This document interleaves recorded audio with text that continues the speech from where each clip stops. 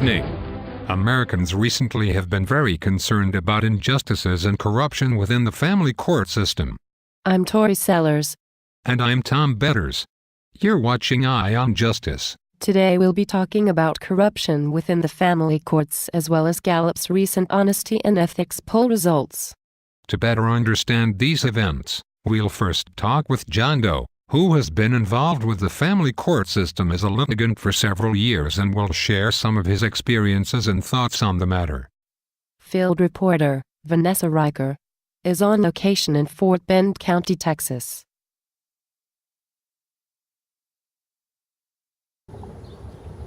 We are in front of the Fort Bend County Justice Center, located in Richmond, Texas. With us today is Mr. John Doe, who claims the Fort Bend County family court system has been corrupted by unscrupulous lawyers who now wrap themselves with a judge's robe. Most notably, the presiding judge of the 328th District Court, Ronald R. Pope. Some might say that despite the family court system having its fair share of problems, it is not inherently unjust, prejudicial, or corrupt, and that because of unfavorable rulings, you are sour grapes about it. I got over the sour grapes a long time ago. I believe that after considering the totality of the facts and circumstances, a reasonable person would conclude that Judge Pope has established a pervasive pattern of unethical, improper and unlawful conduct designed and intended to deprive me of my right to due process, as a means to achieve his self-serving goals, and in wanton disregard for the best interest of the children. What possible motivation would a judge have to behave in such a manner? Why would a judge take such risks? And why shouldn't our viewers dismiss your claims as conjecture or conspiracism? I will answer your last question first, and the others in a moment. I am not by nature a conspiracy theorist, though I have a healthy respect for how sharing common beliefs, interests or fear can make an otherwise diverse group of people behave identically. That having been said, it is hard to ignore the fact that the actions of a whole lot of people, who happen to be root lawyers, have collectively aligned themselves against my children and myself, including a number of my own attorneys. It has been said, when you have eliminated the impossible, whatever remains, however improbable, must be the truth. The truth is that judges and lawyers have manipulated the family law system into a revenue-churning process, serving their own personal and professional goals and self-interests. It could be said, Judge Pope is arguably the undisputed master of such manipulations. Let me stop you right there. I am aware of the means in which pro se litigants are frequently manipulated and punished by judges for their self-representation efforts in family law cases. However, I am unaware of a means in which a judge might cause a similar result affecting a litigant who is represented by counsel. Could you explain to me how this might be accomplished? Sure. One of the means through which a judge's prejudice and self-interests are introduced into family law cases is through the judge's layering of surrogates or proxies between the facts he may not like and his duty to render just rulings. This includes the lawyers themselves. By manipulating a lawyer's fear of prejudice from the judge in that lawyer's future dealings with the same court. Furthermore, a judge may also invite or order in third parties, often a special master, arbitrator, mediator, attorney ad litem, judge and the like, which brings with them the power to impose their own subjective bias. The judge then uses those completely personal assessments to inject the bias into various decisions he renders. If challenged, the judge abstracts himself from responsibility by laying blame at the feet of the third party. Great for the judge, not so much for the child. You mean to say that the judge uses the third party to create a condition in which the judge can safely and believably deny knowledge of any particular fact that he may not like, because he is deliberately made unaware of specific facts so as to benefit or shield him from any responsibility associated through the knowledge of such facts? I believe so. I am also of the opinion that in some instances the judge actually dictates the desired outcome directly to the third party. If the third party is an attorney for a real party in interest, the judge constructively becomes the party's shadow counsel and is in all likelihood dictating the party's legal strategy, or lack thereof. This usually occurs during an off-the-record sidebar conference or meeting in the judge's chambers. Absent a written agreement, the judge will probably instruct counsel for the parties to participate in a scripted pseudo-hearing or trial of which the outcome is a foregone conclusion. Such a proceeding is nothing more than a dog and pony show, designed and intended to establish a record of the targeted party's failure to preserve vital error, or implied agreements, stipulations, waivers and the like, whereby ensuring the judge's ruling, whatever it may be, won't be overturned on appeal. Even the worst of our criminals have a right to due process of law, but not so for those that find themselves in Judge Pope's courtroom, who lack mammary glands or deep pockets. No offense intended. None taken. Even though the Texas legislature had outlawed alimony in most cases, child support is being used as de facto alimony in the vast majority of cases.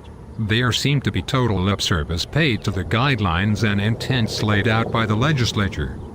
In ordinary circumstances, the father has had his income obliterated via temporary housing, the need to retain an attorney, court-ordered above-guideline child support, and unwarranted spousal maintenance that substantially exceeds the amount required to meet the actual needs of the children and the statutory guidelines set out by the family code, while the mother's attorney is either subsidized by the state or working pro bono on a contingency based on the expectation that the father would be ultimately forced to pay both attorneys. Under these conditions, the father is usually financially devastated and not likely to recover because he can't afford to hire a fair-minded, competent attorney from a neighboring jurisdiction whom the judge has less influence. Judge Pope appears to be supported by what amounts to a private militia comprised of elected officials, public servants, court personnel, lawyers and judges, whose tools include but not limited to engaging in ex parte communications, scheduling or conducting ex parte hearings not authorized by law, refusing to schedule timely hearings, false accusations, character assassination, retaliation, assault, unlawful coercion, undue influence, economic duress, intentional misrepresentation of facts, evidence and law, manufacturing, altering, destruction and concealment of material evidence, perjury, suborning perjury, altering official government documents, making or offering false affidavit, official oppression and obstruction of justice, civil and constitutional rights violations, just to name a few. Why haven't you reported the judge's criminal activities to the appropriate government agency? Why would a judge engage in such activity and run the risk of facing charges, some of which are felonies? I have reported relevant portions of these offenses to the applicable local, state or federal agencies.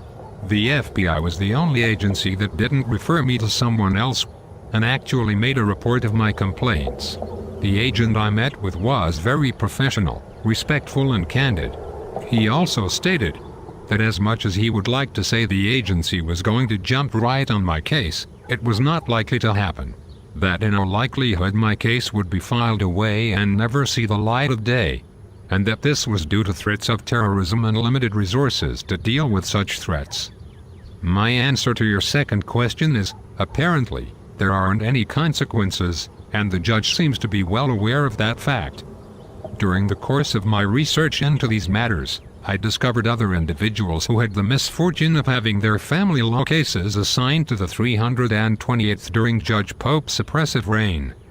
In one such case, Judge Pope purportedly had his wife knowingly file a false police report against a litigant subject to his court's jurisdiction, abusing the investigatory time and other resources of the Texas Rangers in a desperate attempt to dig up dirt and discredit the individual as he actively distributed flyers describing the financial evidence of his court's gender bigotry during an election cycle.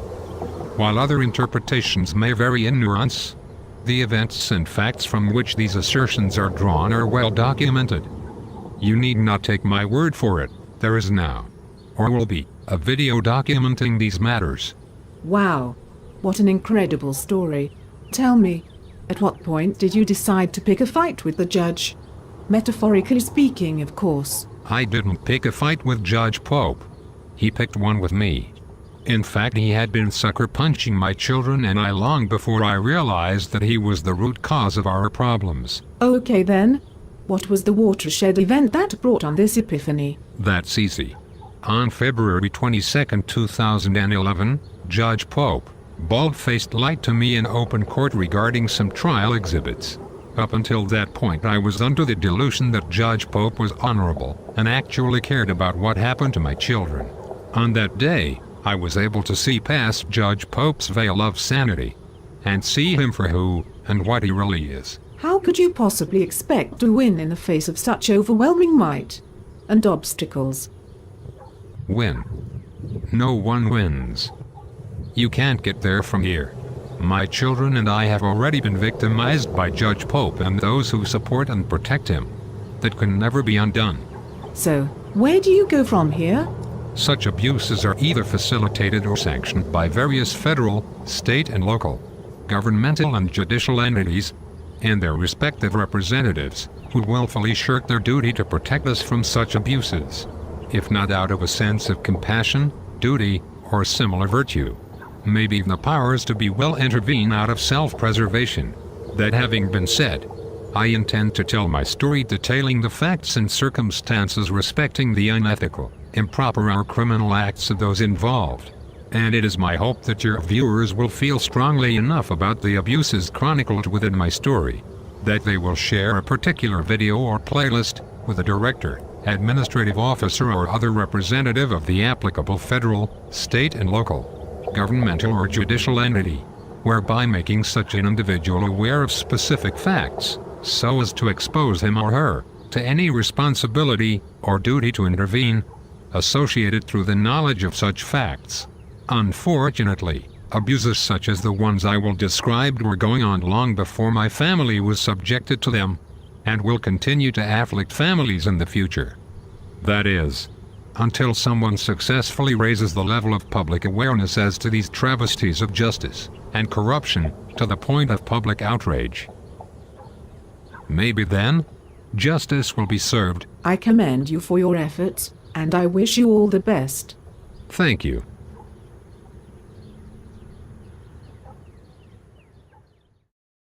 If you would like to learn more about the family court system within the context of Mr. Doe's struggle, be sure to tune in to our next broadcast. That's right, Tori. Mr. Doe will share his thoughts and experiences concerning judicial records requests. You will be shocked. On a lighter note, Gallup's 2011 Honesty and Ethics poll results are out, and reports that, at 19%, lawyers are up 6 percentage points over their 2009 Honesty and Ethics rating of 13%. Well, that's a step in the right direction. Yes, it is. However, some lawyers are crying foul. They argue that some of their colleagues are exploiting a loophole in Gallup's poll, and that the loophole entitles some lawyers to a 30 percentage point increase in their honesty and ethics rating over other lawyers, and that such an entitlement is neither fair or warranted, simply because the lawyer wraps themselves in a judge's robe. Thank you for joining us, and that concludes today's show.